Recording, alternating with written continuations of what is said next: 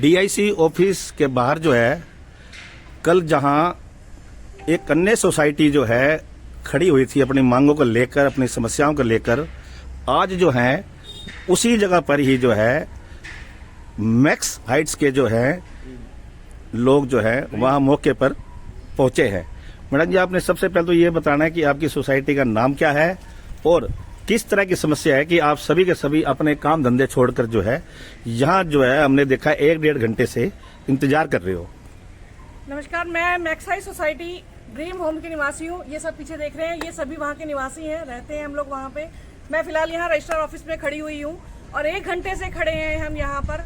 हमारी प्रॉब्लम्स है कि यहाँ हमारे को वोट देने का अधिकार नहीं दिया जाता। पैसे लिए जाते हैं पर वोट देने का अधिकार नहीं दिया जाता है, ये कह के कि हमने वहाँ पर कैश में पेमेंट की है, जबकि जो यहाँ से लड़ा है राजेश खत्री जी, उनका भी कैश के अंदर है। उन्होंने वोट भी दिए, खड़े भी हो गए। तो ये दो बातें क्यों? हमारे साथ अन्याय क्यों? मतलब एक ही सोसाइटी में रहते हुए आपके 80 वोट कैंसिल कर रहे हैं और 70 वहीं हम रह रहे हैं और हमारे पास कार्ड भी कैंसिल हुए हैं, तो क्यों हुए हैं? ये न्याय संगत नहीं है, ये न्याय संगत होना चाहिए और सबको जो है न्याय मिलना चाहिए। हम लोग पिछले 2 साल से यहाँ पे लगातार आ रहे हैं, आरडब्ल्यू के खिलाफ कंप्लेंट कर रहे हैं कि वो काम नहीं कर रही है, वो ऑडिट नहीं दे रही है, वो रिपोर्ट्स नहीं दे रही है, वो कुछ साझा नहीं करती है, अपनी मर्जी से काम करे जा रही है। उसके बावजूद लास्ट में हमें इलेक्शंस के ऑर्डर मिलते हैं, तो मैंने पर्सनली बोला कि जितने भी कैंडिडेट्स खड़े हो रहे हैं उनको वेरीफाई करा लो कि ऑनलाइन पेमेंट कर रही है, किसी ने कैश करनी है, वो भी नहीं करी। मैडम ने एक ऑर्डर पास किया कि जिसमें ऑनलाइन पेमेंट्स वैलिड होगी। बहुत सारे ऑनलाइन पेमेंट। मैडम कौन है? जो डीआईसी की अधिकारी है? हाँ, डीआईसी के जॉइंट डायरेक्टर है संजीत कौर जी। ओके जी। तो उन्होंने ऑर्डर पास किया, डेट मुझे याद नहीं, कि ऑनलाइन पेमेंट्स को वैलिड कर दो। तो वो ऑर्डर भी मानना नहीं, उस पर भी आरडब्ल्यू की मनमर्जी कि जी इसके पैन कार्ड गायब है, इसका ये गायब है, हम इसको अलाउ नहीं करेंगे, हम इसको अलाउ नहीं करेंगे। तो मतलब वो तो सब आरडब्ल्यू का हो गया ना, तो फिर डीआईसी ऑफिस हम लोग क्यों आ रहे हैं? फिर तो आरडब्ल्यू से डायरेक्ट बात कर लेंगे। दूसरी चीज, इलेक्शंस हो गए, इलेक्शन होने के बाद 2 प्रेसिडेंट हम लोगों ने टाई हो गए, हमारे सुनील कुमार जी और राजेश खत्री का टाई हुआ। बाद में हमें पता लग रहा है कि उस टाइम पे मौके पे बोले दोनों हम लोग अलाउ कर रहे हैं। सुनील जी आज भी अपनी बात पे स्टैंड कर रहे हैं, वो बैकआउट कर जाते हैं। ऐसा कोई प्रोविजन भी नहीं है कि 2 प्रेसिडेंट नहीं हो सकते। उसके बाद पता लगता है कि राजेश खत्री की फीस मेंबरशिप ही कैश में पेड है। तो जब कैश में पेड है तो उसको इलेक्शन कैसे लड़ने दिया गया? मतलब पूरे इस मामले के अंदर देखें तो मैडम ने चुप्पी साध रखी है, मैडम कुछ नहीं बोलती है। एक हमें आरओ अपॉइंट किए गए थे करम सिंह जी, उनसे कुछ भी कहते हैं वो आधी अधूरी बात बता रहे हैं। अब उनको मौके पे कहा गया एग्जीक्यूटिव मेंबर के इलेक्शंस करा लो, बोले मनोनत से हो जाएगा, अपनी मर्जी से आप चूज कर सकते हैं। वो कर रहे हैं तो उसमें प्रॉब्लम कर रहे हैं। डीआईसी दफ्तर से रिक्वेस्ट कर रहे हैं तो डीआईसी दफ्तर कहता है हम कुछ नहीं। आज हमने यहाँ पे एक बैंक का नोटिस दिया, बैंक ने हमारे को बोला कि अगर आपको साइन चेंज कराने हैं तो आप मुझे डीआईसी से रिटर्न में दे के दोगे। डीआईसी दफ्तर में मंजीत जी काम करते हैं, उन्होंने स्ट्रेट फॉरवर्ड कह दिया कि दफ्तर में कागज दे के जाना है दे जाओ, पर हम आपको कुछ नहीं देंगे, बेशक आपकी पेमेंट रुक जाए। आपको सैलरी देनी है नहीं देनी है, आपके से सारे आरडब्ल्यू काम रुक जाए, उन्हें कोई फर्क नहीं पड़ता। तो जब किसी को फर्क ही नहीं पड़ रहा तो मतलब फिर तो जनता बेवकूफ है। मतलब हम लोग यहाँ 2 साल से चक्कर काट रहे हैं, आ रहे हैं, जा रहे हैं, मैडम से मिल रहे हैं। अब भी 1:30 बजे की मैडम ने मैं मीटिंग का टाइम दिया था वीसी का, सुबह ईमेल आता है कि वीसी से मीटिंग होगी। जब हम लोग पर्सनल अंदर मैडम अवेलेबल है, मैं ज्वाइन करे बैठा हूँ कि किस टाइम पर वो मिलेंगे। 1:30 बजे का टाइम था, आई गेस 2 बज चुके हैं, अब तक मैडम वीसी पे भी नहीं आए। हम कह रहे पर्सनल मिल लो तो पर्सनल में भी मैडम नहीं मिल रहे हैं। तो मतलब फिर तो मैडम की मर्जी होगी, आरडब्ल्यू की मर्जी होगी। आम जनता तो चाहे कुछ कहीं मर्जी, नीचे जो मर्जी है उसके साथ क्या फर्क पड़ रहा है किसी को?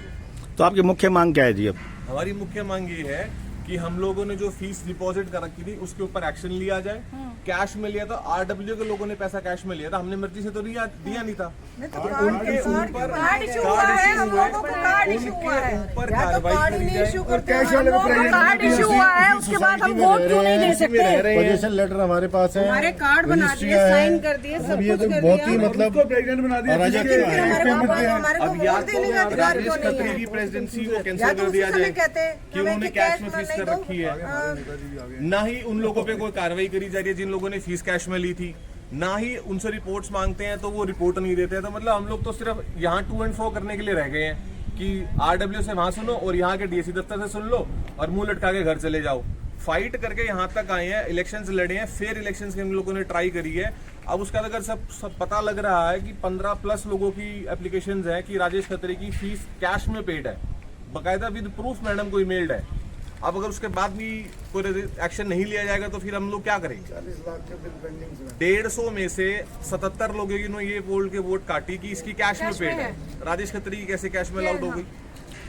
और वो इलेक्शंस भी लड़ गया, वो टाई भी हो गया। 40 लाख के बिल पेंडिंग है। उनके 40 लाख के बिल पेंडिंग है।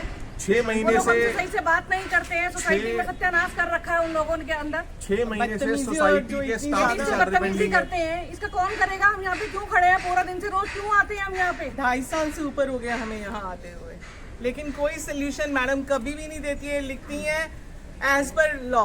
क्या एज पर लॉ? वो लॉ के हिसाब से तो कैश नहीं एक्सेप्ट होना चाहिए। फिर राजेश खत्री का क्यों एक्सेप्ट हुआ? जब हम कह रहे हैं उसी दिन देखो एविडेंस आपको दे रहे हैं, उसी वक्त दो ना डिसीजन।